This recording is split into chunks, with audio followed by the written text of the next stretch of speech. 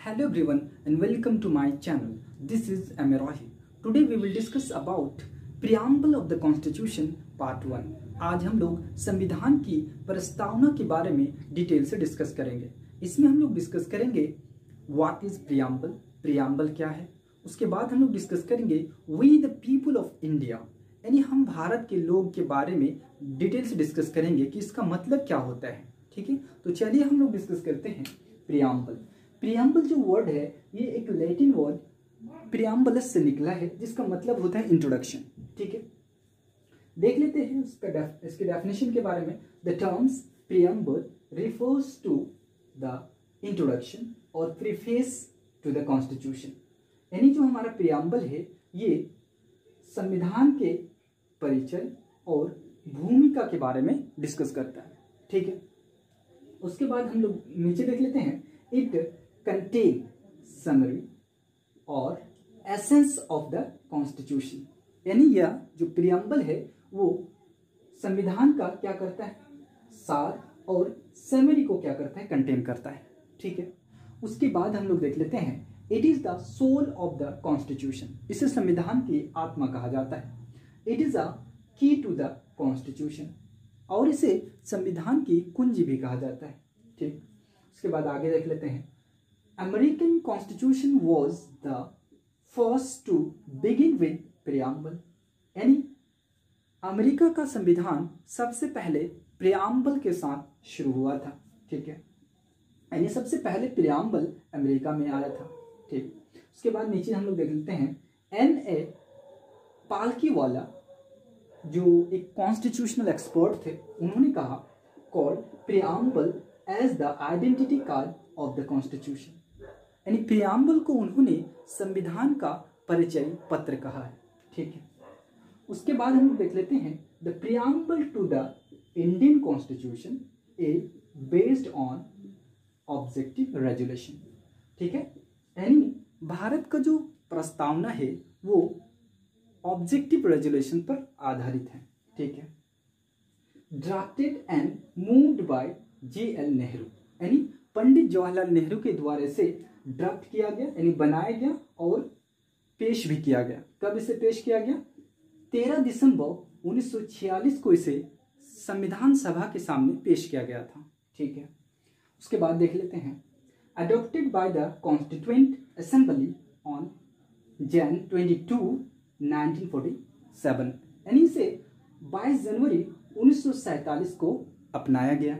ठीक है, उसके बाद हम लोग नेक्स्ट डिस्कस कर लेते हैं। It has been amended by 42nd constitutional amendment act of 1976, यानी प्रस्तावना में 42वें संविधान संशोधन अधिनियम 1976 द्वारा अमेंड किया गया है, संशोधन किया गया है। ठीक है, देखिए क्या क्या चीज संशोधन किया गया इसमें। एडेड 3 न्यू वर्ड्स, इसमें 3 नए वर्ड को जोड़े गए हैं। कौन कौन से? Socialist, secular and integrity. ठीक है, आज तक प्रस्तावना में सिर्फ एक ही बार अमेंड हुआ है, वो कब हुआ था? 1976 में।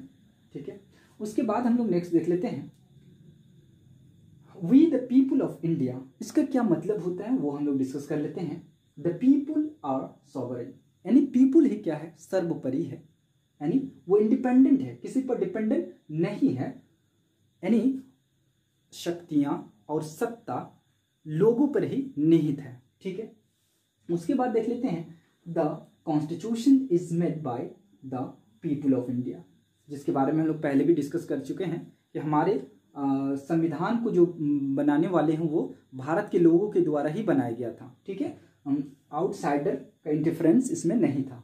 ठीक है, उसके बाद हम लोग प्रियम्बल की 4 कंपोनेंट्स के बारे में डिस्कस कर लेते हैं। पहला, source of authority of the constitution. The preamble states that the constitution derives its authority from the people of India, यानी प्रस्तावना कहता है कि संविधान जो अपनी ऑथोरिटी जो लेता है वो कहाँ से लेता है? भारत के लोगों से। ठीक है, उसके बाद second, nature of Indian state. ठीक है, इंडियन स्टेट का क्या नेचर होगा उसके बारे में देखते हैं। It declares India to be of a sovereign, socialistic, secular, democratic and republican polity. ठीक है, इस वर्ड के बारे में हम लोग डिटेल से डिस्कस करेंगे, ठीक है। थर्ड क्या कहता है, ऑब्जेक्टिव्स ऑफ द कॉन्स्टिट्यूशन, यानी संविधान के उद्देश्य के बारे में हम लोग डिस्कस कर लेते हैं। It specifies justice, liberty, equality and fraternity as the objectives, ठीक है। उसके बाद हम लोग चौथा देख लेते हैं, date of adoption of the constitution. It stipulates November 26, 1949, यानी हमारा संविधान जो है 26 नवंबर 1949 को लागू हुआ। उसके बाद कीवर्ड्स के बारे में हम लोग डिस्कस कर लेते हैं। आज सिर्फ एक ही कीवर्ड्स के बारे में डिस्कस करेंगे। पहला वर्ड है सॉवरेन, ठीक है।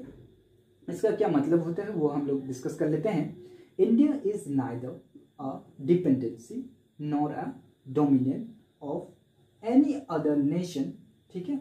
ना ही इंडिया किसी पर डिपेंडेंट है और ना ही किसी के अधीन है, ठीक है, बट एन इंडिपेंडेंट स्टेट, यानी वो एक आजाद देश है, स्वतंत्र देश है, ठीक है।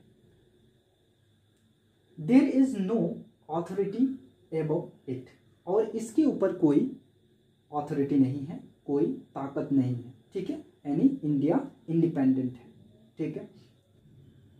उसके बाद and it is free to conduct its own affairs internal and external, यानी भारत अपने बाहरी और आंतरिक कार्य के लिए पूर्णतः स्वतंत्र है, ठीक है।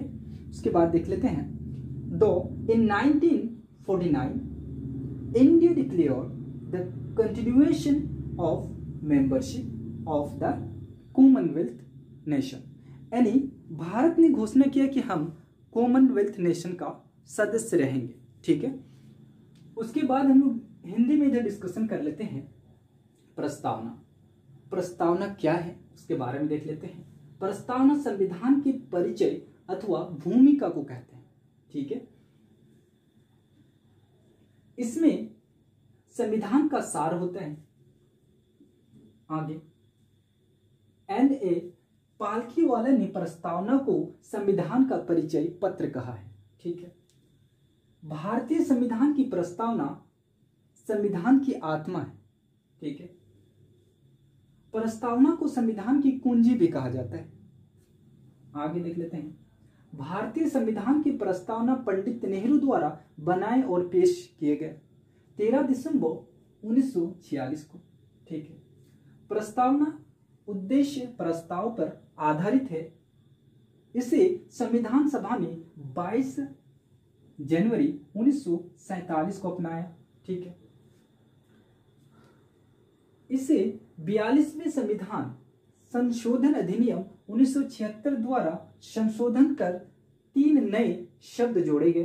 कौन कौन से देख लेते हैं, समाजवादी, धर्मनिरपेक्ष और तीसरा अखंडता, ठीक है। अब हम लोग डिस्कस करते हैं हम भारत के लोग का अर्थ क्या होता है, ठीक है। संविधान की मूल स्रोत भारत की जनता है, ठीक है। वही समस्त शक्तियों का केंद्र बिंदु है, यानी भारत की जनता पर ही शक्ति और सत्ता दोनों निहित है, ठीक है। यानी वो भारत की जनता ही क्या है, सर्वोपरि है, ठीक है। आगे देख लेते हैं प्रस्तावना के मूल 4 तत्वों के बारे में, ठीक है। पहला, संविधान के अधिकार का स्रोत।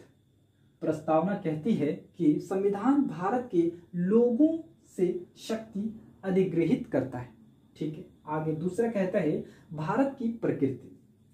यह घोषणा करती है कि भारत एक संप्रभु, समाजवादी, धर्मनिरपेक्ष, लोकतांत्रिक व गणतांत्रिक राज्य व्यवस्था वाला देश।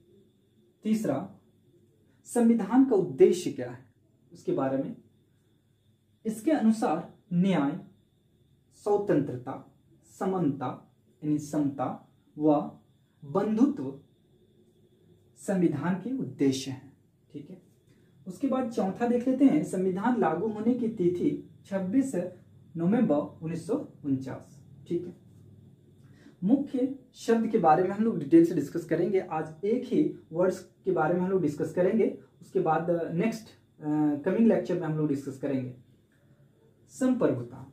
भारत ना तो किसी अन्य देश पर निर्भर है, ठीक है, और ना ही डोमिनियन है। इसके ऊपर कोई शक्ति नहीं है। यह अपने मामलों, चाहे वो आंतरिक हो चाहे बाहरी हो, के लिए पूर्णतः स्वतंत्र है, ठीक है। उसके बाद राष्ट्रकूट यानी कॉमनवेल्थ की सदस्यता भारत की संप्रभुता के प्रतिकूल नहीं है, ठीक है, क्योंकि वह उसका पूर्णतः स्वैच्छिक सदस्य है। यानी भारत अपने मन से कॉमनवेल्थ नेशन के सदस्य बने हुए हैं, ठीक है।